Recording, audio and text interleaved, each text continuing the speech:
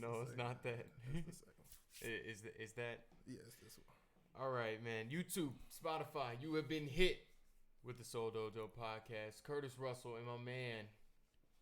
Jamal Johnson. Yeah, boy, he had to say it smooth too. He was like, you know, Jamal Johnson. You know I am. Yo, Twitter followers 200. No, we only have 20. My bad. Instagram 54. YouTube subs 320. Jay, we're well on our way to 350. Yep. And yeah, man, I got a few new subscribers also. Mitch Jaris, I might get your name wrong there, but yeah, Mitch Jaris, Akeem626, and my man Ronald Jackson, aka Deuce. And the funny thing is, I actually think that's his dad, but he was like, "Can you shout me out on the podcast?" I was like, "Sure, man. Whatever, I got you." A few birthdays, man. Happy birthday to my grandfather, Clifford Russell. He turned 66 today. Oh, really? That's crazy. Happy birthday, Papa. Mm-hmm. Yep. Also, Halo 3 turns 12. Is it 12? 2007? 12. Yeah, 12 years old. Yeah, it turns 12 years old. One of our favorite games. Yeah. Of like the last decade or so, you know. So Jay, let's pop it off with a few questions. I put on Instagram, on the Seoul Dojo Instagram, like some of the, like, I wanted people to actually ask us your burning questions, some of the questions you want to ask the dojo, and I did get a few. So we're gonna go ahead and jump into the first one. What are some of our favorite weapons in video games? So any weapon that you use, like, what are some of your favorite ones? I don't know. I guess swords, however you want to call them. The swords. cyber sword? Yeah. Cyber swords, any kind of swords, really. Whether you go Destiny, whether you go Halo, just any kind of blade in general. I don't know why I feel like it's the most effective. I'm not going to say the most effective weapon, but it's one of the aggressive weapon. It's up close personal. And typically there's a lot of really good animations out of it. Yeah. So, you know, especially that's me. Depends on what game you're playing. I got to say, I do like the cyber sword. I like the Keyblade from Kingdom Hearts, of course. Maybe the Peacemaker from Jack 2, but I'm not too sure. I haven't used it in a long time. I'm trying to remember how good that weapon was, but I think it was the last weapon, so it had to be good. Like, yeah. It was the weapon you ultimately tried to get throughout the whole game, so I'm like, maybe that one. I feel like this is a question I would have to actually think about. Anything in Final Fantasy, a Gunblade, anything like that. And so the next question is, what characters, what characters did you get emotionally attached to in video games? I really want to know who asked that question. Like, that really wants to know. Like, that's crazy. You know, if I could think, most emotionally attached to, it would have to be out of. I can't believe I'm even going to forget their names. Ellie and Last of Us. Ellie and Last of Us, and I can't even remember the guy's name. I want to call him Joel. I was going to call him Joel. Yeah. But Joel. We're definitely going to talk about The Last of Us here in a minute. But yeah, those two characters are really and then from Beyond Two Souls, I think it's the girl that looks like the girl from Ellie from Last of Us. I can't remember the actor, but the girl in Beyond Two Souls, like those two, because those games take you for a wild ride. Yeah, you definitely are going to become emotionally attached because it's pretty long games. Both of them very story driven. I still haven't played Beyond Two Souls, but I heard amazing things about that game. Yeah, it is amazing. Basically that without the Beyond Two Souls, because I don't know. I haven't played it. But I got to say, definitely a lot of the characters in Persona. Persona's that kind of style, kind of that kind of game. Some of the characters in Kingdom Hearts, there's a few characters that I do too. But yeah, I think that's one of the great things about playing story-driven games is, like, you start seeing a little bit of yourself in those characters. So it's like, dang, this character low-key represent me and type stuff. Or like, oh, man, this character's doing so well, I got to die off. Or you're just really invested in the story. So I really like that question. We're moving on from the questions. Those are the only two questions I got. But what are some of our favorite MMOs that we played? So... probably like Maple Story. Me and you played Maple Story together. Love Maple Story. Yeah, the original one, because they messed. I don't know. It's too easy now. Like, to level up. Remember, like, you had to grind in Maple Story. Yeah, like, you had to grind to get yours. Like, it took hours and hours to get, like, to your job and then to level up that. And then I think it was really hard to get like really cool items too. Yeah. It was hard to make a guild. Like it was a grind fest. In fact, that was probably one of the first games that we actually played together where we would literally sit for hours. I'm talking about like 6 o'clock in the morning playing Maple Story, trying to get, overall all night on PC. That was actually our first PC game experience. So, I love it. I would say definitely Maple Story. Like I said, it's one of those games that it's so simplistic. There's really not much you're really getting anywhere. When you really look at the basis of the game, you're just trying to grind up. But overall, like I said, it was fun. If there's any like Maple Story fans watching, like we're talking about basing it off like the original, like how it used to be. Like now what it is now, like I went back and played it, and it's like it's so easy to just do everything now. And like I think we stopped playing around when they started implementing the pirates and stuff. Remember they implemented a new class, and they implemented the pirates, which was years ago when we were playing it. So yeah, that game, I do like World of Warcraft. Hoping to get into World of Warcraft Classic. Open world games. We like open world games. We like PlanetSide. That's massive multi online. PlanetSide. We do like that. We like, or I like. Don't really like Elder Scrolls Online. That might be it. I already know. Like I'm gonna think about it. I'm like, I like that game too. It's a massive. So an 89-year-old woman, she basically plays games to keep her mind sharp, and I think it's a good good story because it kind of takes people, or it gives them a different side of showing them, because we're having this issue where it's like, video games are violent. They're making our children violent. They're causing all these mass shootings and stuff like that. And I think this is just a good story to put out there that like, there's a lot of positivity and a lot of positive things that you get from video games. Yeah. And I would say, also, at least like I said, when it comes down to video games, they're so immersive. If you can find yourself being immersed in a movie or a TV show or whatever you decide to pick up as a hobby, like I said, video games does it. Like I said, there's guys that literally spend their time probably more than what people would spend on a movie these days in order to really craft out this game. Like you talk about, dang it, why can't I think of it? The game where they basically like had the hearing messed up that you were telling me about. Hellblade: Senua's Sacrifice. Yeah. You're talking about a game that's bringing awareness to whatever this condition was, and then like I said, they perfectly encaptured it, and you're like, wow, this was immersive. So, thought about doing a review over that game too recently, but yeah, back to like what you were saying. And the games do so many things that are just completely opposite of making your kids violent. I really don't even believe that, but yeah, I mean it's good for the brain, cognitive, whatever the name is, effect of whatever. And I actually did a paper over this before, but yeah, I think for this story to come out during this time, we're in our country here in America, that like there's a lot of shootings in there, and they're just trying to find something to blame, and video games are being thrown in front of it before the movies, before the music. I think this is a good story to come out and just show that no, not really. It's just they're used for more positive things. There's another lady that does Skyrim, and I actually follow her, and she's gonna be in Elder Scrolls 6, but her name is like Shelby, Sheila, something like that. I forgot her name, but she's like 90 years old, and she's been playing Skyrim for like years. Like she restarts, does it, and has a YouTube channel. It's like she's like everybody's grandmother on YouTube. So, so yeah, it's great stuff. You're working on that. Well, you just finished it up before my eyes. I think you did. You don't even think video. Yeah. And so, is there some certain things you want to talk about with that? Because in kind of our process on how we rate games. So kind of, it would have been great, like for the video to come out and then like we talk about it, but you don't have to talk about it directly. You can talk about kind of like well, the overall, I guess, the concept, and like I said, we'll try to make a video into this, but basically the way that we rate games, it's in obviously a 90-second review format. It is not crazy in depth. Now we can get in depth with the game. Our rating is kind of based upon a lot of different factors.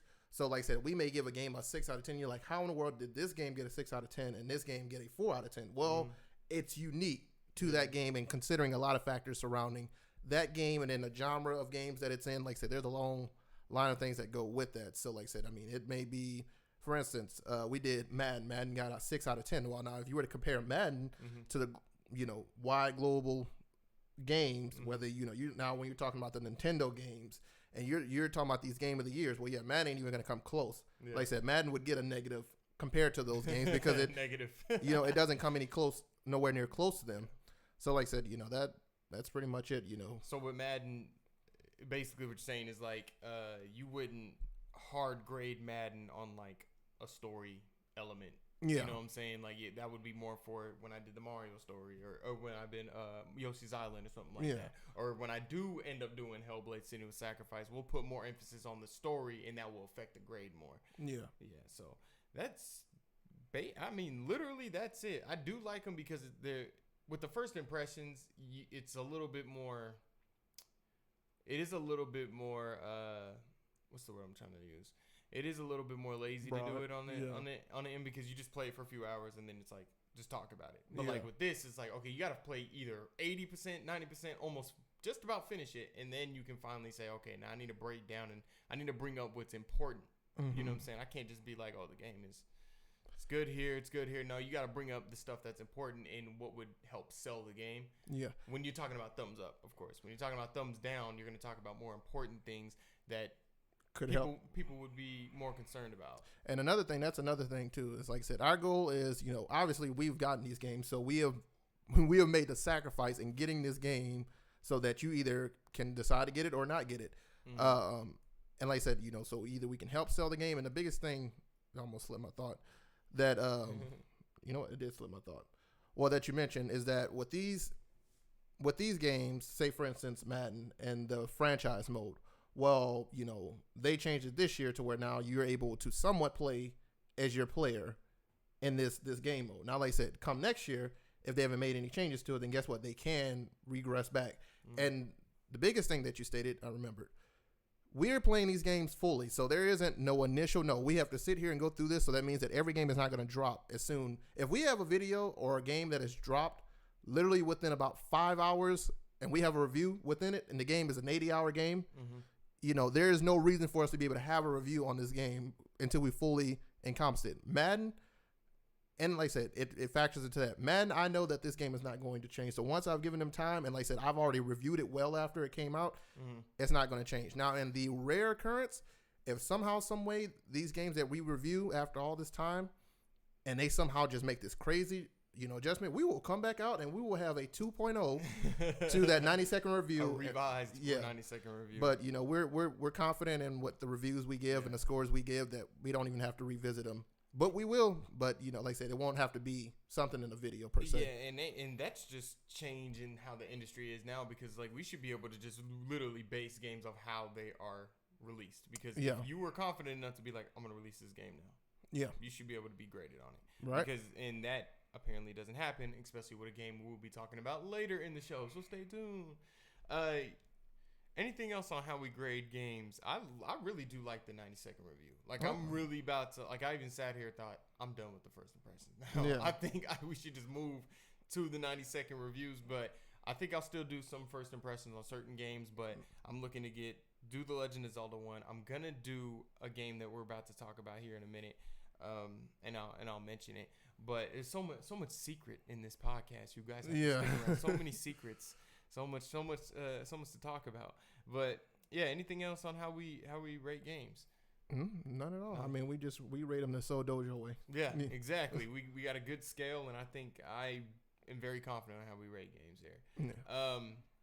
So don't even think video should be out tomorrow, right? You doing it tomorrow? If it is not today, we're gonna see. It should be today, but depending on YouTube traffic, we'll try to go tomorrow so we can get more views. So soon, within the next 48 hours, definitely for you guys. Okay, the reason why I took a deep breath right there is because I still don't understand, or I don't know how to put into words for what I've saw in the Last of Us Part 2 trailer. Mm-hmm. I don't know how to put it into words. I still don't know, and I try to think about it. All I can say is just justify the whole premise of this game, period. Mm-hmm. All I can say is, with this kind of game,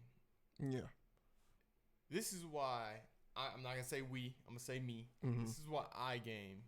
This is why I love games, is because of stories and games that are like this. Mm-hmm. The voice acting is phenomenal. Yeah. Absolutely second to nothing. Like none. Second to none. And Ellie's going to be such a good character. She is going to be probably one of my favorite female characters ever after this game, because just in that trailer, because there's so many things you could talk about with this game too, because there's a moment the woman she's in love with is like, I'm guessing they're going to kill her, and I think the trailer really points to that. But when it comes to voice acting, you need to sell characters. And I can only name out a few moments when I was just like, I believe that character 100%. Yeah. When it was Arthur Morgan, when Roger Clark played Arthur Morgan, and he found out, he knows he has something in the game, because I don't want to spoil it. Like, he knows he has something in the game that's it's gonna affect him in a way. Yeah. And he tells a nun that he's scared. Now, Arthur Morgan's a tough cowboy. Yeah. But the way Roger Clark kind of pushed that out, it was like, wow, this is the best Rockstar character I've ever came across. This is an amazing character. Yeah. The guy is an amazing actor. In this trailer, when she was shot and she says no, the way it's the effect of it was just chilling, like spine chilling. And it's like, you can feel the hurt, and you can feel every bit of that one syllable. Yeah. Like, and it's like, that's how you sell this game, and that's how you sell this character, and that's how you sell the whole premise of the game. So it's like, when you break it down like that, this game's gonna win Game of the Year. I believe it. And like I said, I didn't watch the trailer. You know how I am about trailers, guys. I don't even watch any trailers, you know, because that allows me to kind of go into the game, and at least I can kind of give it its due diligence. Now, like I said, that's me. There's people that go into the game and can still have their headset, but I know me. So like I said, I'm interested just to see what the game, you know, we have the release. This is a confirmed release date, right? Yes, it came on during the PlayStation State of Play, which was crap besides this. It really wasn't. That's why I was like, I'm not even going to talk about it, because there was nothing else. If you want to watch it, look on PlayStation and watch all the other games. I'm not saying those games are crap, but I was not interested. Yeah. That's the best thing I say. But no, February 21st, 2020. Yep. So 2 months before its direct rival, I think, for Game of the Year, Cyberpunk 2077. But Cyberpunk just doesn't have the same. So this is where I get messed up. I don't know. There is something that's missing from Cyberpunk. I can't pinpoint. I still think it's going to be one of the best games, but it seems like The Last of Us has what I'm thinking of. Like, it's just something with either the story, it feels like Last of Us feels like it's so dense. Mm-hmm. And it weighs so heavy. I don't know if you really understand what I mean when I say that. Yeah, I mean, if you play Last of Us 1, then yeah. It just seems like it carries. Hold on, man. It was already coming off. I've had this on for people on Spotify, like, what? I've had this on for like the last 5 years, and like it's finally just gave up on this channel. So there you go. Something special for the channel. There you go. A historic moment just happened. I don't know. I think I'm gonna have to do a separate video on the dojo to really figure out how to really describe this trailer. Just watch it, and maybe you might get it. But there's something about it. I feel like it's just gonna get it over the line. It's gonna end up being Game of the Year. All right. Yeah. And Joel makes an appearance. He comes back. Yeah, I mean he should. But I'm excited. I'm excited for it. I didn't watch the trailer, but I knew that, like I said, after the first one, you know, there was just no doubt. I don't care at this point in time, just them dropping a Last of Us 2.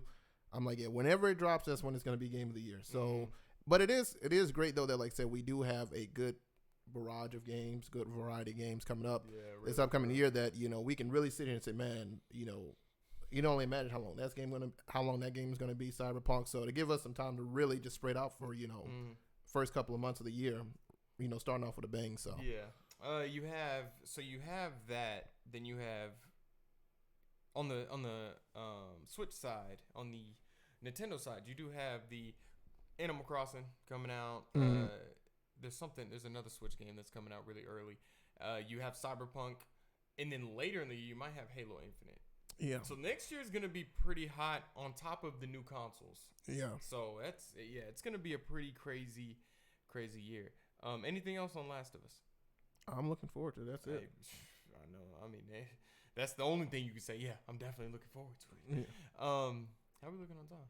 On 25, 30 minutes. I ain't gonna lie. I thought we was talking a lot longer than that already. So this is kind of breaking news. Little Town Hero is getting a release date of October 16th, and it's gonna be $25. Little Town Hero. Town Hero. No, this is Jay. I'm pretty sure you don't have it in your notes. Yeah. Nah, the reason why I'm bringing this up is because Game Freak. I love Game Freak. They made They're still making them. The makers of Pokemon, all the Pokemon games, all the great Pokemon games, Pokemon Blue, Red, Yellow, Black, White, Green, all that stuff. Yeah. And they're making a brand new RPG, and it's only $25. Like I'm like, yeah. And it's only gonna be digital for Nintendo Switch. I just saw the trailer in all Japanese, and I gotta say, like, it looks decent. Like it looks pretty good. Yeah. Within this trailer, you guys can go check it out on YouTube. But yeah, it looks pretty decent on the trailer, and it just looks like something that would be on the Switch. Like the cartoon direction, the art direction that it has a turn-based fighting style that Game Freak is really accustomed with the Pokemon games. Mm-hmm. So I don't know. It looks like something I can definitely play for $25, and you get something pretty decent here. I gotta say, yeah, definitely. Probably try to jump into that. I'll probably do a review of that. All right. So Tashelle said, "Are you guys gonna jump on the good old Mario Kart mobile?" I'm gonna say this. No. And the reason why is because I think I heard about it. There's no multiplayer on it. Mm-hmm. I don't know, Tashelle. I don't know if you can confirm that for me. If there's any multiplayer. You said it's Mario Kart. Mario Kart on mobile. So I think since I'm the 92nd man, but yeah. Shoot, I may end up doing it just for the sake of just seeing it. Like I said, I plan on I plan on doing all of the mobile games because I know that I don't like them. Yeah, so I just plan on, like I said, I'll check it out and see. Like I said, I got this iPad, so we'll see. Well, and I've been checking onto it because I'm like, okay, it's another Mario game. What's the catch here? Because we know mobile games are really predatory with microtransactions and loot boxes and things like that. So I'm like, where's that at? So I've seen some things here and there. People are like, oh, if you want to race on the fastest track, you got to pay and this and that. So I'm like, I need to get deeper into it. But will I be playing it? No. Yeah. For a lot of reasons. I don't like mobile games, and I'm playing too much right now. I'm playing way too much, and we have a lot more games coming up very soon. But that's a good question, though. So, yeah, Little Town Hero, October 16th, $25. I'm definitely going to do a review over that, man. So, yeah, there goes one secret. There isn't, so what's the point? There's no multiplayer. Mm-hmm. So, you're just going to be playing against a computer. If that's your thing, then that's your thing. That's the same thing. That's the same thing that I have a problem with Volta on FIFA. Mm-hmm. That's my issue. Like, you can't team up with your friends on a pro club thing 3v3. You can't do that. You gotta have your own team. Yeah, and that's what I was like. I mean, there's fun to be had on Volta, but that's crap. So Ben Kashin, that's probably not his name. And Ariel Horn to launch a 24/7 news and esports commentary network called VENN. I don't know do you remember G4? Yeah, I do. G4? Yeah. Okay. I thought I was about to be an old head here and be like, you remember G4? Yeah, G4. Yeah, G4 had X-Play on it, and there was another show on there with Olivia Munn, I think. But that kind of reminds me of this a little bit. We haven't had an actual network. I'm guessing this is going on actual cable or whatever, I'm guessing. So we haven't had something like this in a minute. So I'm actually kind of behind it. Mm-hmm. And I'm not really I've kind of realized I'm not into esports. Yeah. I respect the esports game. I feel like the esports game has really elevated gaming in a lot of ways for a broader audience, a more casual audience. So I'm like, as long as they show really good news, as long as the news stuff is really good, we're not entertaining crappy rumors and stuff. As long as they hit us with some really good industry news, and hopefully they're not filtered with like, okay, we're not gonna talk about that because that's EA based, and we don't want to put EA in a bad light or something. Like, hopefully they come with some good stuff. Yeah, like I said, it'll be interesting to see. Like I said, I mean, and depending on who they add on to this project, like I said, they may reach out to these external news or gaming news sources. So, it'll be interesting to see. We'll definitely check it out and see. I think it'll be great for us, and to kind of have a central focal point for all that. So it'll be interesting. It will be interesting. So the guy is actually, or Ben, I guess, is the son of the CEO or one of the guys with GameStop. So, so maybe he might know what he's talking about, and hopefully we see it soon, because 24/7, like, you're getting it all the time. Yeah. So, and it's $17 million. Oh, to launch it too. So, so okay, exactly. So if you have $17 million, you're probably gonna go into it knowing what the hell you're doing. Yeah. You know what I'm saying? Yeah, you oughta. Like, it's gonna definitely go up and start with that kind of money being thrown into it. I mean, you know, we spent about $1,200 on this. Yeah. And it's like, but maybe it could fail. You know? Yeah. Right. You're right. But it won't, because all you beautiful people are watching right now. So Rockstar has their own launcher for PC. If you download it now, you get San Andreas for free on PC. Okay. Jay, I think you're a little bit more knowledgeable on launchers than me, because I get why PC players hate other launchers besides like Steam and stuff, because of course everybody's going nuts over like the Borderlands stuff with the Epic Game Launcher, or the Epic Game Store and all that crap. So like, I guess fill me in a little bit, even though I know a little bit about it. I'd say at least there's a lot that could be factored in, and like I said, I'm gonna just touch on it on the broad sense. At least when it comes down to these launchers, like I said, you have download times that are involved in this, problems that you may run into later on down the road when it comes down to, like, say, for instance, Steam. I think, Steam is obviously the most popular one. I've used Epic Games Launcher, and like I said, they've kind of sufficed really well. And if I'm not mistaken, what is it? Destiny's launcher. Is it Destiny has a launcher? Bungie has a launcher? Not Bungie, but they're... Is it Blizzard? Not Activision. Blizzard? Is it Activision Blizzard? No, it's not Activision Blizzard. I think it's just Blizzard. I know. If you're talking about Destiny, then it's... No, because there's like Overwatch and all those. Call it... Well, you know what? Maybe it is Activision. Oh, damn! That happened a long time. They did add them to Blizzard. Yeah, so... I think that's... Yeah. So you, like I said, you have that, and like I said, that is kind of a prime example, because like that's shaky waters with that one. So like I said, it'd be interesting to see. Well, ultimately, what that is, when we're looking at all of them, it's down to money and share, because it's like, I think with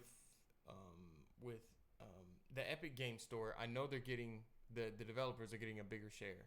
So Epic is only taking a little bit, but Epic is like, well, if you're using the Unreal 4 engine, like, you're gonna be on our store because you're using our engine. Yeah. So I don't mean to bring in Epic because we're talking about Rockstar, but I've used it. I mean, it launches my game. Like, that's the best I can say. Like, cool, it launches my game, but how will you implement if I wanted to put in, like, mods? How do I talk to the community easily? Like, things like that. Yeah. That would basically be and that the launcher too, right? Yeah, that's also another thing when you talk about mods, the amount of mods and stuff that's involved with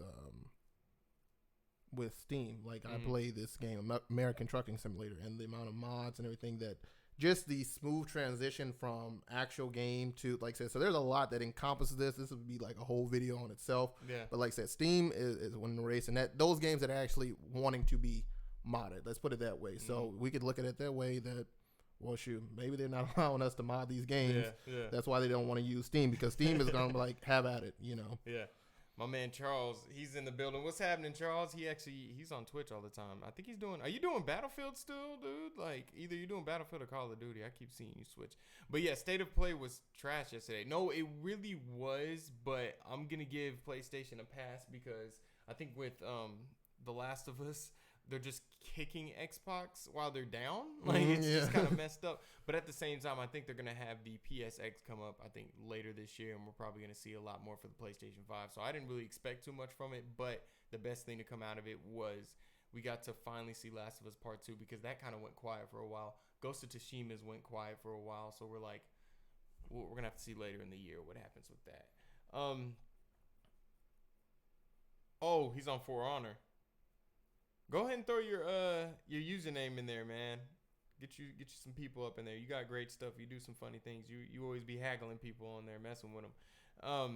But I think ultimately, Jay, why they're launching this launcher, Rockstar, Red Dead's coming online. That's ultimately the biggest. Coming to PC. That's ultimately the biggest thing. You like said, you mentioned money too, so that if I can bring this, for one, that's going to just, make them more money, because chances are you're going to have to rebuy this game for PC anyway. So, and like I said, you definitely want a launcher that's going to be able to actually handle this game on PC. Like I said, this ain't no ordinary game. So I said, it's going to be gorgeous on PC.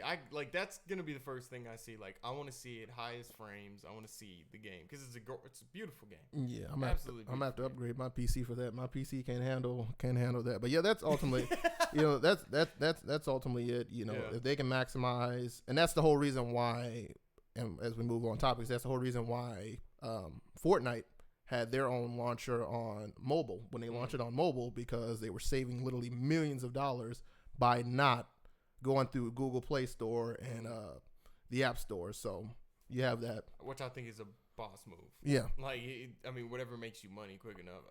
Charles is like, Last of Us Part 2 is gonna be great. No, it's gonna be Game of the Year. Like, literally, dude, it literally is. I have like 5 different launchers on my PC, on my computer, and honestly, I don't see any difference in them. I like the free games, and they give away though.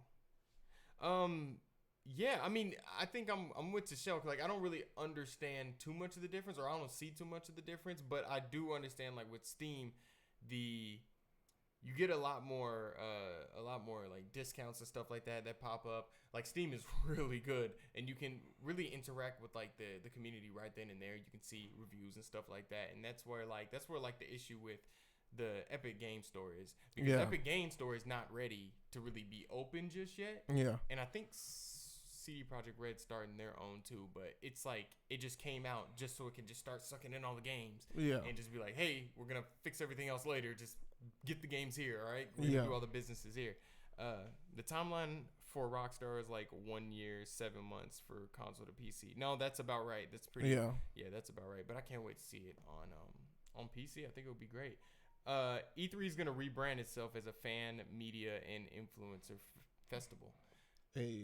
Fan media and influencer festival. I think, people keep saying like E3 is like losing its steam. Yeah, I haven't necessarily seen that, but I think they're right, because it's like you have so many other conventions going on, and people are so hyped for them. But I think like the last couple of E3s have been kind of not the greatest. Yeah, but and I thought to myself today, like, where's like a bigger convention where like influencers can go there, like us, and like show off our talents, and it's more about the fans, because E3 is not like that. E3 is like business. Yeah, you know what I'm saying? Which I kind of do like in a way, but if they switch it over to this, I can get down with it. Yeah, I guess that would, now that you put it that way, because I'm just sitting here, I'm like, I know, I guess because I'm used to all these other different, like I said, all these different events, like your PAX events and whatnot, to where that's kind of similar to that, at least, where they're bringing in all these content creators to basically share this game and share their content and whatnot. So it'll be interesting to see. I think, like I said, they're just doing it because it hasn't been so great, so they're just trying to figure out what in the world we can do.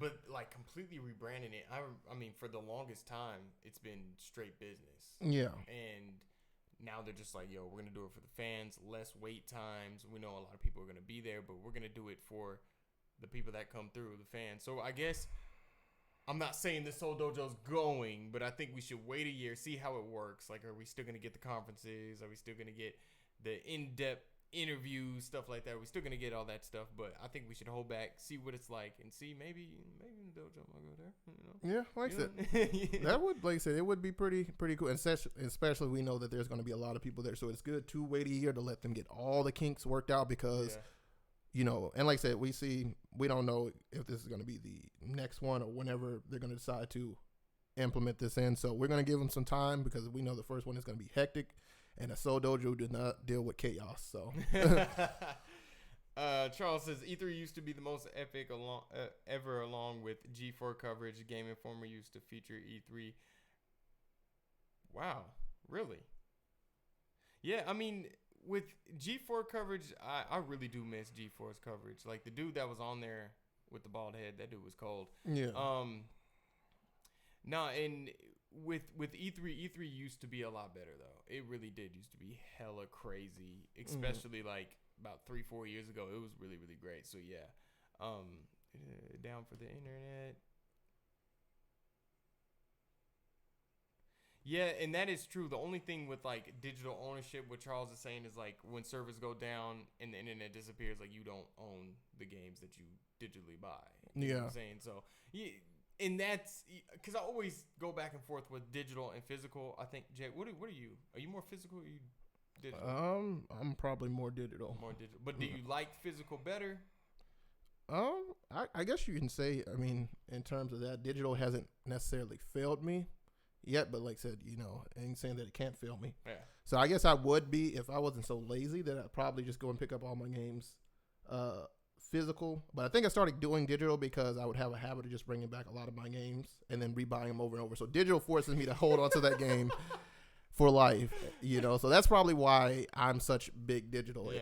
You know, if I was disciplined enough, though, I'd probably do physical because that is a great, you know, excellent point. Mm-hmm. But, you know, you have a lot of these games that are forcing you to do online anyway, so you could go on console, have a physical, and it still be the same concept, you know. So Charles says bye-bye GameStop. The funny thing is I think GameStop recently had a video where they're showcasing they're going to try to move away from the corporate stuff, and they're going to be more open to the fans. So there was one in Oklahoma that they had like an e-sportish kind of like setup in the back where like you can go back there and play like PC games and stuff like that. In the front they had lounges, stuff people can talk about games and stuff. So they're trying to do that layout and push it out to multiple stores. We're talking about GameStop? Yeah. Yeah, the only thing I want GameStop to focus on right now is just make sure I get my due diligence on my trading. Like, other than that, I don't care about no esports in the back and all that. Like, I just want to be able to bring my game in and you not disrespect me. So, I don't think people are about to like what I say. I'm actually for GameStop. You know what? I actually want GameStop to succeed. Oh, I want them to succeed too. Yeah. I do. Because, like I said, when you think about this, like I said, especially when Blockbuster went down, I used to go and get a lot of my games or rent a lot of games from Blockbuster. So now you have old man. Yeah. So you have, you know, GameStop, which is, like I said, the most well-known provider of games in terms of a brick and mortar type store. You know, so I want them obviously to succeed because there's probably the only place that I know of, and there's a lot of small places where you can still go and buy and trade games and whatnot. But yeah, I got this guy named Jose who he works at GameStop. Jose, I'm so sorry. I wish I remembered your YouTube, but he does YouTube also. But he kind of let me know kind of what was going on with GameStop. He's like, some of the older people that's been there for a long time, they're about to retire. And some of the people that are under, that are like apparently like my age, your age, a little bit like Jose's age, they're trying to implement a lot more things. And they actually were the ones that started the Elite Pass. And I thought the Elite Pass was amazing when it first came out. But then he was like, but GameStop lost so much money. He was like, you guys were getting such a good deal, and they lost so much money. And he was like, so they scrapped it immediately. But he was like, they're working on so many things to try to move forward. And I hope they do it. I hope it works because I do like GameStop. And that's why they started doing the whole, it takes what, like 48 hours? Within 48 hours, if you beat a game or you just want to bring it back, you get your full refund. Because it's crap. You like, okay, I don't like this game. You come back, you get $35 in credit. Yeah. So it's like, I can't even buy a new game with that. I have to come out of pocket for that. So we're getting a lot of, you guys are just joining the conversation today. Yeah. I'm more digital too, Jay, just because it's convenient. No, I'm going to tell you guys like why I'm like up and down on it too. And yeah, I'll say that it's just that it's convenient for me. Like, I literally, the thing about it is crazy is that I bought Madden on PC and then bought it on PlayStation. So like, hold on, you said going in with your mama so you can get a rated M game. My mom used to be pissed. Mm. My mom used to be so mad. She'd be like, dude, he can have, blood, sex, all that. Like, just give it to him. You know what? And he's exactly right now. Like, I don't know if he's talking about GameStop or not, but I know that. No, he's talking about GameStop. Because you had to show ID. Yeah, but I know that, like I said, it was similar whenever we would go to Blockbuster too. So, and I would pester the heck out of my mom, So you gotta just go in there. You gotta just be there with me when I buy this gory game. Yeah. So digital. Okay, I'm more physical. Mm-hmm. Now the reason why I'm a little bit more physical is because I like collections. Yeah. Or the game collections. I want to be able to say, hey, this is what I have. But I do tend to do the occasional trade in because I'm like, okay, that game was. I don't really want a part of my collection. Like, what game was that? Days Gone. I was like, Days Gone just wasn't good enough. I'm gonna trade it in for something a lot better, and I save money from it. So that's what I liked about it. Yeah. Of course, they can get scratched up. Of course, you can lose them. Mm-hmm. Digitally, now games are so big, gigabyte wise. They almost damn near terabytes now. Yeah. Gigabyte wise, they're so big. It's like, okay, they're only making consoles up to a terabyte. Yeah. So it's like you're just, unless you have an external hard drive, which is the added $80, depending on what you want to get. But it's like you're just putting on a whole bunch of gigabytes. Yeah. A lot. So I just looked at. He said the Blockbuster would bust me trying to slip the M games with the E game. What? I never even thought about doing that. Yeah, dude, Blockbuster, they were on. It sucks, man. Like, it really sucks that they went bankrupt and out of business. I think there's like one or so out there. Yeah, there's one in like Minnesota, right? Yeah, but the nostalgia is real. The nostalgia is real. I'm gonna have to ask my mom if she remember our Blockbuster runs. But really, that'd be great. That'd be great. He said slip the M games with the E's. Oh my goodness. Yeah, and did I ever? I did. I actually remember renting. I think it was the Matrix from Blockbuster, like the video game. Yeah. Yeah. Yeah. No, it was actually kind of good. Like, you're playing as like what's his name, Keanu Reeves, and he's like doing a handstand in slow motion. He's just and like you had a bar, but you could just. I was like, this is awesome. This game is sick. It was hard though. Games back then were very hard. Yeah, they were. It was such a nostalgic time. It really was. BioWare ditches Anthem's roadmap to work on the core game. So explain that a little bit. A little bit to you. Yeah. Okay, so Anthem had these acts that they were gonna, or BioWare had these acts that they were gonna, Leisure Suit Larry and the Path of Neo for PlayStation 2. Yep. Charles, let me know if you played Anthem yet, because I don't know if you played it. Let me know if you played Anthem. So they had these acts that they were gonna go through. They had cataclysms they were gonna add. They had all these things they were gonna add. EA and wrote the road maps and stuff, right? Mm-hmm. Battlefield and stuff. So apparently they have completely scrapped it. They said, the game is so bad, like we're not doing them anymore. We're just gonna work on the core game, and like they left it at that. So a lot of people are like, this is the end of either Anthem or BioWare or both, because at this point we're like, we don't even know if they're really gonna do it. We don't know if they're just gonna be like, okay, we're just gonna work on the core game, and then kind of disappear from Anthem. Yeah. Just kind of let it be what it is. So I mean, if they said they're gonna work on the core game, then I would the core gameplay, because it's so bad. You know what? Like, I don't know. I mean, it's such big news, and it sucks for that game because, like I said, we know that its beta was a failure. Its launch was a failure. Mm-hmm. So for them to even come out and say, "Oh yeah, we're gonna work on the core of the game," I'm like, what in the world have you been doing for since you released this game? I think it released early February. We're now in September, going into October, and it's like, what have you been doing since then? Because that's what I expect, and this is what we talked about, earlier with these games in our 90-second review, how we do our 90-second reviews, that if you're releasing this game better be ready. There's no such thing as, okay, well, now we're going to do this and this and that. That's why you have a beta. That's why you have all these things before you release a game and force people to pay for it. So, let me say not force, but you go in and pay for it. Yeah. Charles says Anthem was basically EA's Fallout 76. No, and that game came out early this year too. I mean, those are probably the two worst games, like easily, that I've played this year. And Anthem was just so especially on PC, it was just so bad. So bad. It was great flying. Made you feel like Iron Man. Great stuff. But PlayStation 4 was crap. PC was crap. I was like, there's no way I'm going to buy this game. Yeah. There's no way I'm actually going to do it. But this game, I've read an article with Jason Schreier who basically talked about what the hell is going on at EA. Yeah. They are just backtracking on everything. And they end up throwing, all their hands on one game like a month before it comes out, weeks before it comes out. And they can't get them out quick enough.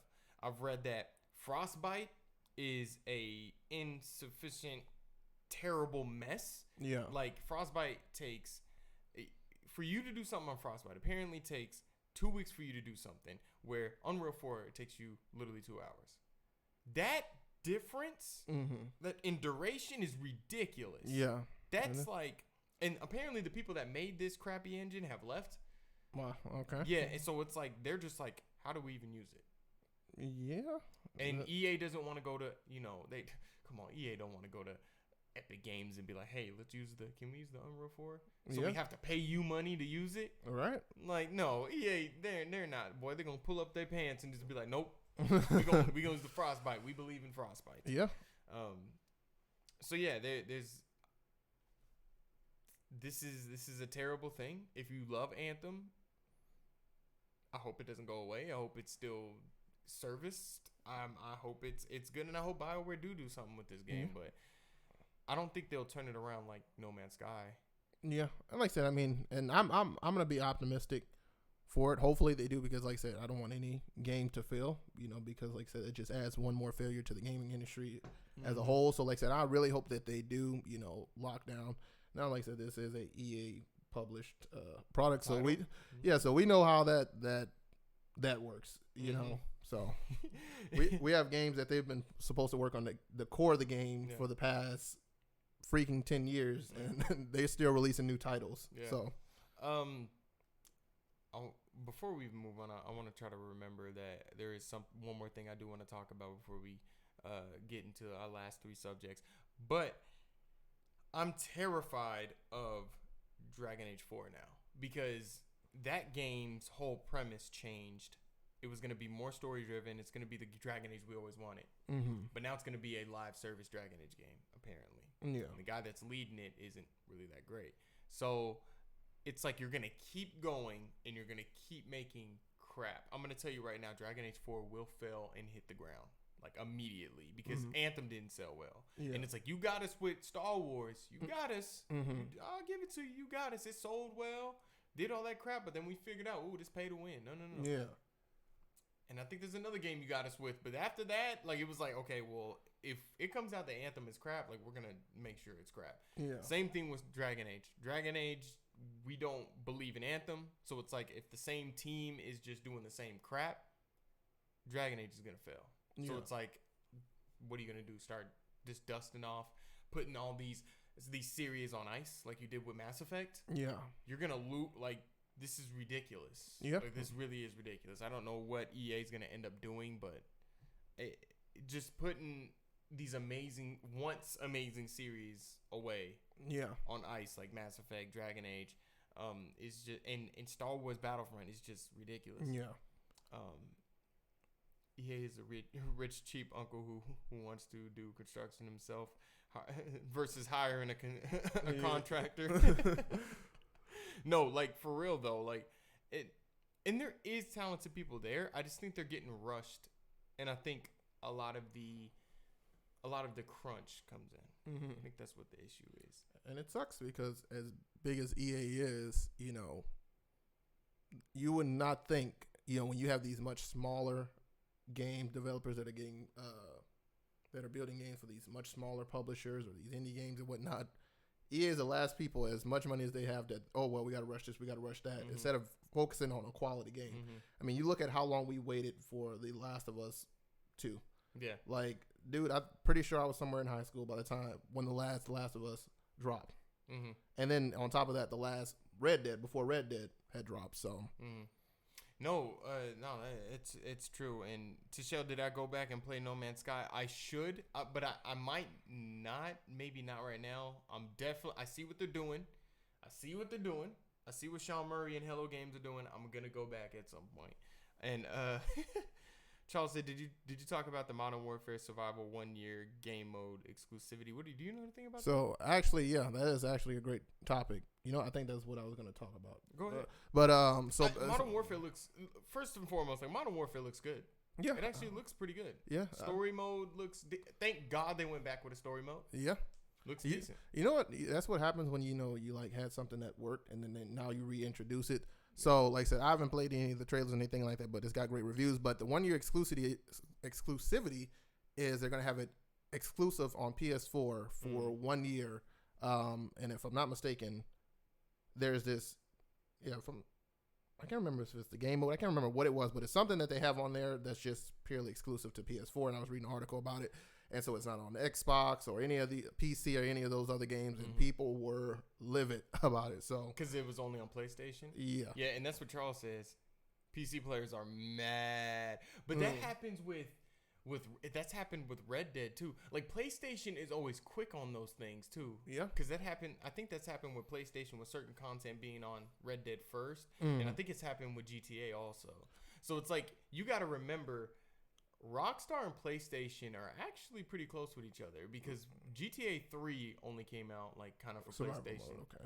Survival mode is exclusive. Okay, so just survival mode. What is survival mode? I have not played the survival mode, mode?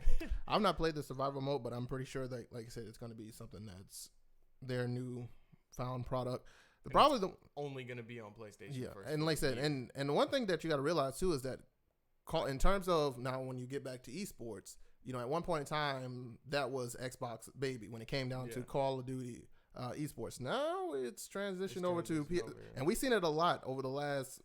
Bungie is now with a more PlayStation-ish exclusivity stuff. In fact, they've always been. That's what I was just about to say. With Destiny though, because they were with Halo, they were more Microsoft. Yeah, and that's what I was going to say. The last 4 to 5 years, when in terms of a lot of games, started to kind of go with that PlayStation exclusivity. Like I said, since 2014, there's been a lot of games that's done. It's not something new.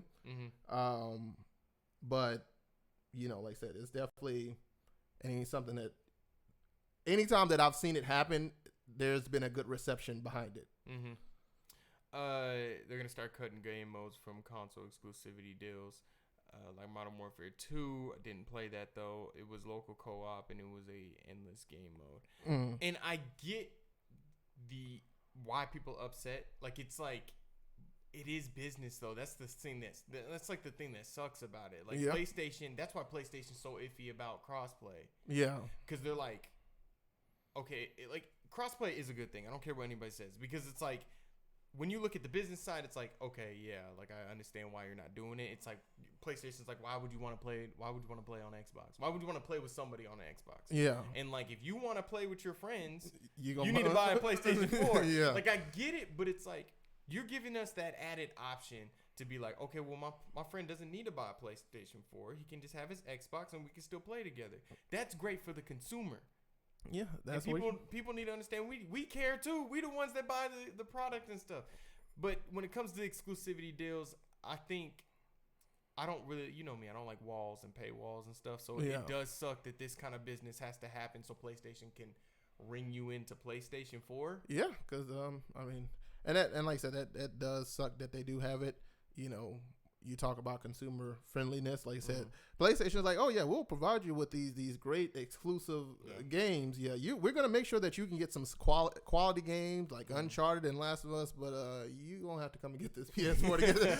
Yeah, you gonna get this $400 for it. Yeah, you got this content, but you gonna come and get this Last of Us 2 exclusive console to play. Exactly. So, but what's gonna happen with PlayStation Watch is during the holiday season because it comes out. Does it come out October or November? November. I think it may be a little bit earlier, but usually it's November for Call of Duty. Okay. So what they're gonna do is they're gonna have a bundle. If they don't have it already, they're gonna showcase the fact that they have that survival mode. Oh yeah. And PlayStation's just like, this is how we're gonna make our console sales work this winter. Because like Nintendo already has their brand new console. I was gonna talk about that on the show, but I haven't played it. I haven't even listened to other people talk about it. But it's a smaller, more compact Switch. It's called the Switch Lite, and Legend of Zelda Link's Awakening is already kind of like the main marketing piece for that.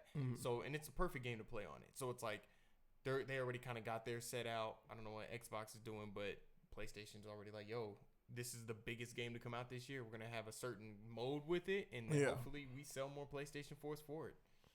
All right. So I understand if you're a PC player and you're just like, screw this. Like, screw that. I mean, the gaming industry is getting worse when it comes to certain businesses. Like this. And it really is. And being a PC player myself, and like I said, Call of Duty is one of the, I won't say, one of the bigger games that you can play on PC, because like I said, they've definitely improved a lot over the years. And like I said, I enjoy Call of Duty on PC, or really a lot of shooters on PC, because PC master race. But it's hard. Yeah, it's hard, but like I said, it's enjoyable. So it is going to suck. So we'll see just kind of how that plays out, whether or not they cave in. But we'll see. Yeah. And I hear what Charles is saying. He's like, it was a local co-op game, which is always great. Like to have local co-op. Borderlands is local co-op too. It was a endless game mode, which is always great to have. And I mean, it sucks that you gotta wait literally a year. Like they don't. Hold on, man. Like that don't even make sense to me, because within a year there's another Call of Duty game. Now that I think about it, it's like, oh, that is hilarious. Survival mode, 1 year game mode exclusivity. Like, how does that gonna work? Yeah, unless like I said, that has to be only 6 months. That'd be interesting. Like I said, it'd be interesting topic to look into, because like I said, it depends on how. Like I said, I've not looked up into anything concerning Modern Warfare, because like I said, not that I hate Call of Duty, but like I said, I just want to see for myself. Once they drop the final product, that's what I'm going into. That's what's going to get hit with this 90-second review. So it is going to be interesting. Now, the great thing is that I do have a PS4, so I don't know. I guess I don't really got to answer this. PS4 and PC. Yeah, I don't really have to answer this question. Yeah. But like I said, it would be interesting to see what. if you are a gamer and you're about 21, you need to get multiple consoles. Like, I'm just saying, like, you do. I think if you have a PlayStation 4 and a PC, for the most part, you can play just about everything. Yeah. Save a little bit more money, get that good old Switch, because the Switch has amazing exclusives. So, but no, definitely, like, you got to have multiple consoles in this day and age, and that does suck with that. That is funny. But, 1 year One exclusive. full year. 1 year exclusivity. It's like 1 year exclusivity, but it's like the new one comes out and you're going to probably hide another game mode. Like, what's the point at that point? FIFA 20. So I got the trial because I don't like saying this, because I'm an EA Access member. Like, who was I talking to? I was talking to Key, and I was like, yeah, because hey man, don't we get discounts when we actually go and buy the game because we're EA Access members? And I was like, and I was like, I would have washed that out my mouth. That didn't even sound right. Like, because I have EA Access. I think I get a discount and I get 10 hours free of the free trial. So I played the manager mode. I got to get a Switch. You do, and play Splatoon with me, Tishelle, because Splatoon's awesome. Where was I at? Oh, the manager mode, right? So you can customize your own manager. I'm just going to say it. I love it. Like, I do love it. Like, I love the customization. It's not super deep, but what EA Canada, whoever develops this game now, what they do is they always implement something, and where they always mess up at is the second year they have it, they don't go further. And it's like, if you guys are listening, go further. Like, you guys have button-up shirts, you have outerwear where you can have a jacket, or you can just wear like a shirt. So like me, I have a black hat, I have a white shirt, I have like black dress pants and like some dress shoes. And they also have I didn't know they was going to have post-match interviews, but you have pre-match and post-match. Yeah. Some of the questions are good. You can point out certain players. I played a game today where like I knew a player was doing an amazing job for me, a guy that I just bought in. Yeah. And the game actually mentioned him, and I was just like, wow, I even knew he was having a great game. Yeah. So, and it looks great. It's not voice acted though. Like, it's just, you have to kind of read the words. Mm-hmm. Like in the beginning, you'll have like this English press lady, and I'm not going to do the English, accent, because I don't want to hurt nobody's feelings. Yeah. But like, she's just like, well, we're starting the press conference now. Woo woo woo. Then you go into it, and it looks good. Yeah. It does look good. Other than that, there's nothing else that really changed with the manager mode, except like certain layouts, stuff like that. Of course. Yeah, of course, typical EA. Yeah. Played Pro Clubs. The Pro Clubs highlights video is going to start this Sunday. We're going to upload it every Sunday because I play Pro Clubs every week. Hopefully, Jay, you get in on that. Yeah. Yeah, hopefully you're on there. Right now, I'm with my boy Deuce and Key. Deuce is playing striker. Key's playing, he's like a CDM / center mid for me. I'm playing Cam / center mid. And hopefully Jay get on there, play some right mid for me or secondary striker. Well, yeah. Otherwise, like I said, we got some other future FIFA series coming up too. So we'll try to see how much we can squeeze into there with these two channels or these multiple channels going on. So yeah. Overall, I do like. I was gonna say I like FIFA. FIFA's FIFA. I'm just gonna say that. Yeah. It's the gameplay is a little bit better, like a tad bit, but it's just not up to where PES kind of is when it comes to certain physics, certain things. When it comes to it's still too fast of a game, I think. And PES kind of is really good at being slower, more tactical. FIFA it's getting better though. FIFA 20. It's alright, but I already know I love FIFA. It's my as I said in the first podcast, it's my guilty pleasure. Thank you. Yeah. I forgot it again. It is my guilty pleasure game.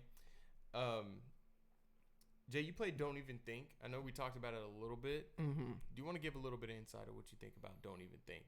Think about Don't Even Think. You just have to check that out in a 90-second review. You just got to check it out in 90 Yeah, seconds. you can't get no early access here on the we ain't no paywall here. Yeah. Borderlands 3, it's more Borderlands. Been playing that. I am a siren in that game. Bro, you got to get on Borderlands 3 with me. I do, man. I really do. So just so I can help me finish it. But I do like it. Gun variation is a little bit, I feel like it's a little bit less. But I know a lot of people are like, well, they didn't change enough. I'm just glad it's more Borderlands. Yeah. Me personally, I get why people want to see more new stuff. The new characters aren't really my favorite though. Yeah. But Claptrap's always funny. I like the comedy in Borderlands.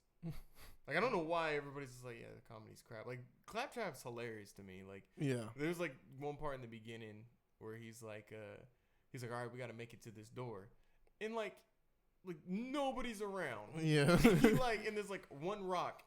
And he's like looking around, and then he like hits the deck and like starts crawling like somebody's spying on him and stuff. And he's like whistling or he's singing while doing it. Yeah. Like, it's just like it's stupid comedy. It's just stupid stuff, and that's the funny part about it. So, yeah. Are you playing anything else different? Not. Oh, this is the part of the podcast where we talk about what are we playing. My bad. I forgot to kind of bring that in. Yeah. We're on the part of the podcast where it's what are we playing. So. Get in the comments on the Seoul Dojo and let us know what you guys are playing right now in the live comments. So currently I'm playing Madden as usual. I'm going to do a quick plug.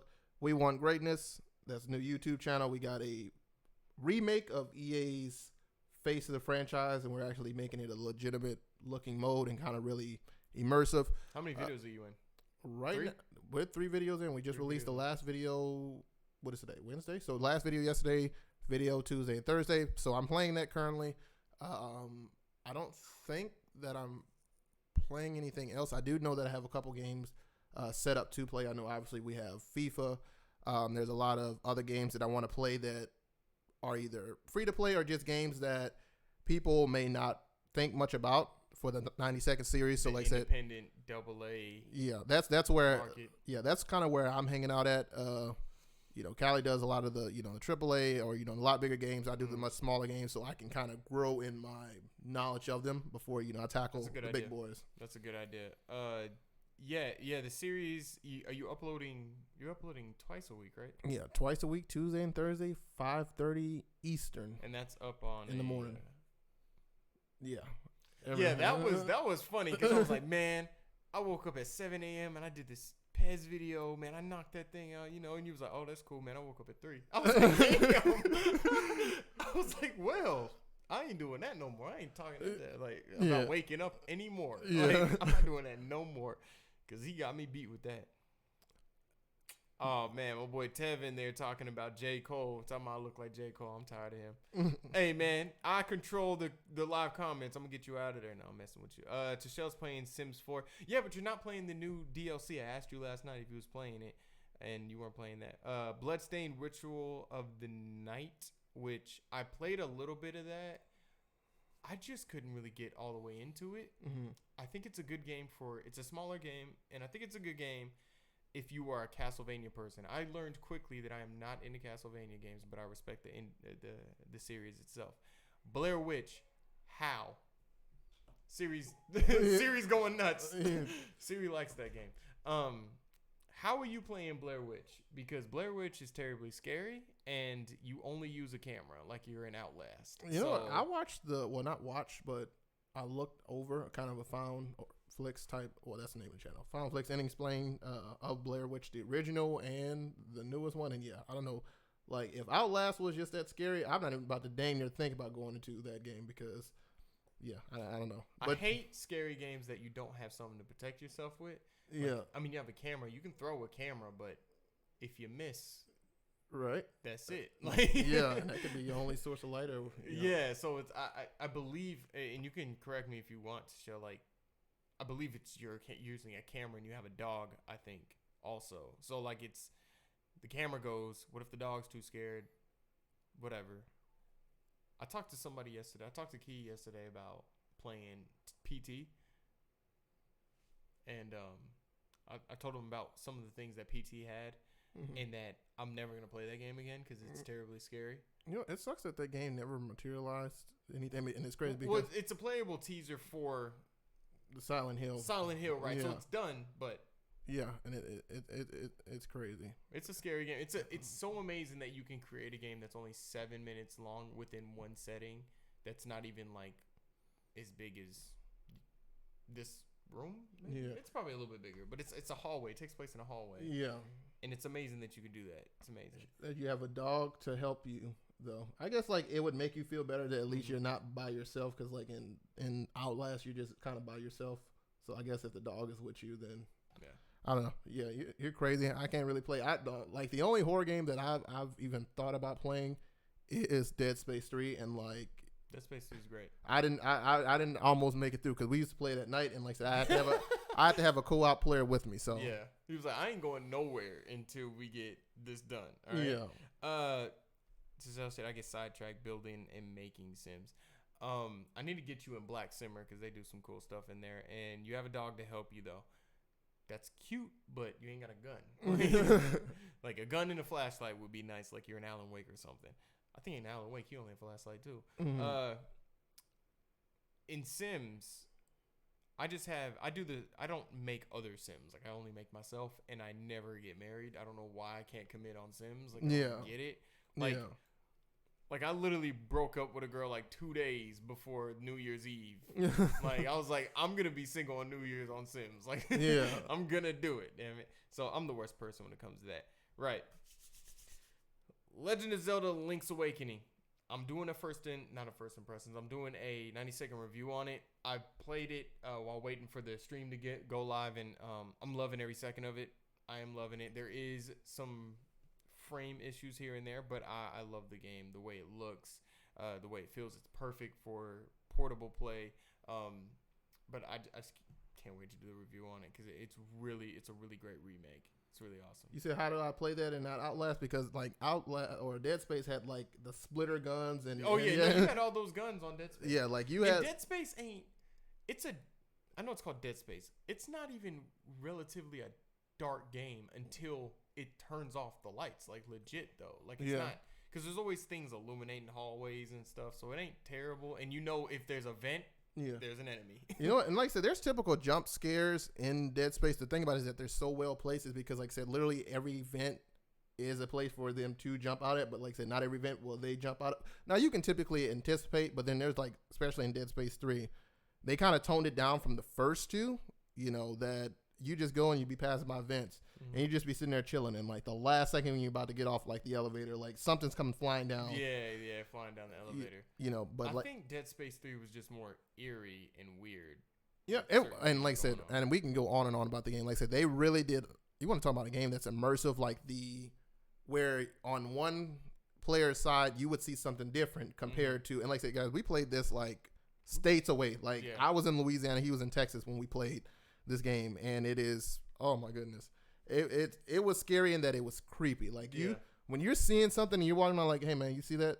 Nah, man, I don't see that. And you think like it's already a tense environment, and you feel like they're messing with you. Yeah, that's what Dead Space did. Because I actually remember the first time you were like, "Do you see all these toys?" And I was like, "What in the world are you talking about?" He's like, yeah, there's like toys and stuff, and there's like I hear a kid, and I'm like, what?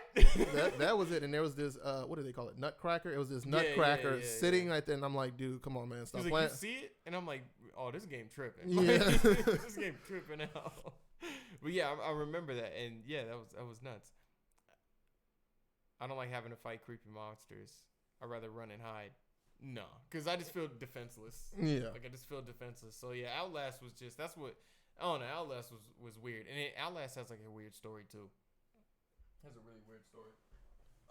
Yeah, especially the second Outlast. Like I said, now I've been watching a guy do a playthrough of that, and like I said, I've watched the Outlast playthrough plenty of times on there. The second one, that one's really creepy. It's a lot of things going on. Yeah, that's so off key and off base. It is. It don't even make sense. Even in the gaming world, a lot of stuff I allow past that. I realize it's just a game, but that is just so. I don't know what in the world those makers were doing. I'm like, yeah, dude, just leave it at this one and go on about your business. It gets my anxiety skyrocketing. I could make a video about what games get my anxiety going, and it actually takes a special kind of game.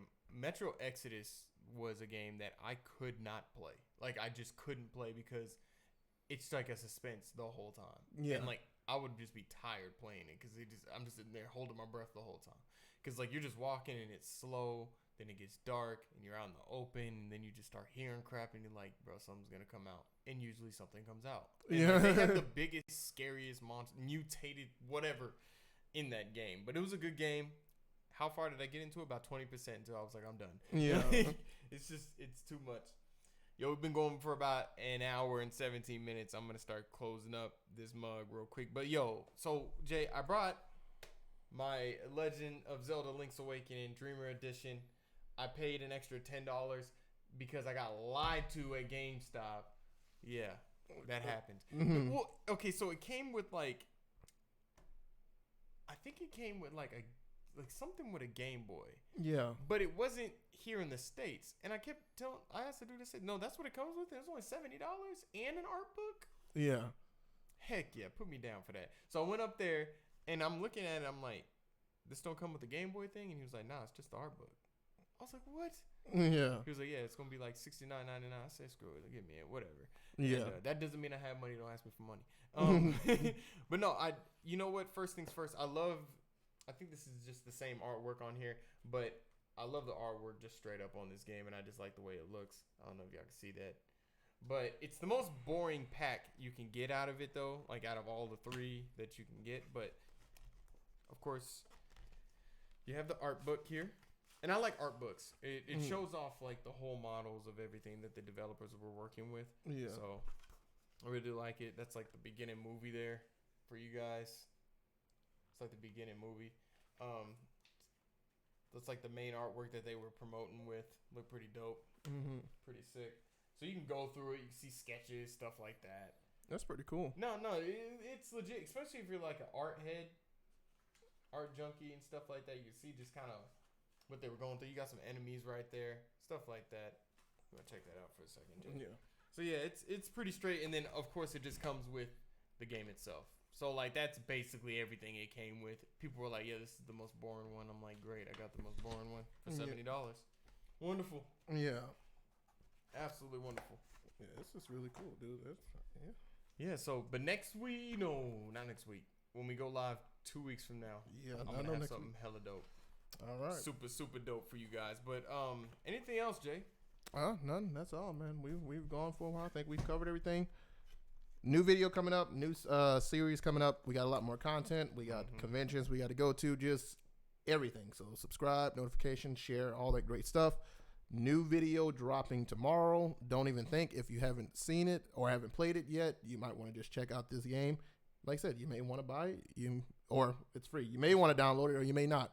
Before you download it, check out this video. And like I said, and we're going to be releasing a video to have you guys suggestions so we can kind of better dictate on what games we'll go through. That way we can kind of make sure we have those consistent uploads and all that great stuff. So yeah. So like you said, so subscribe, like, get in the comments.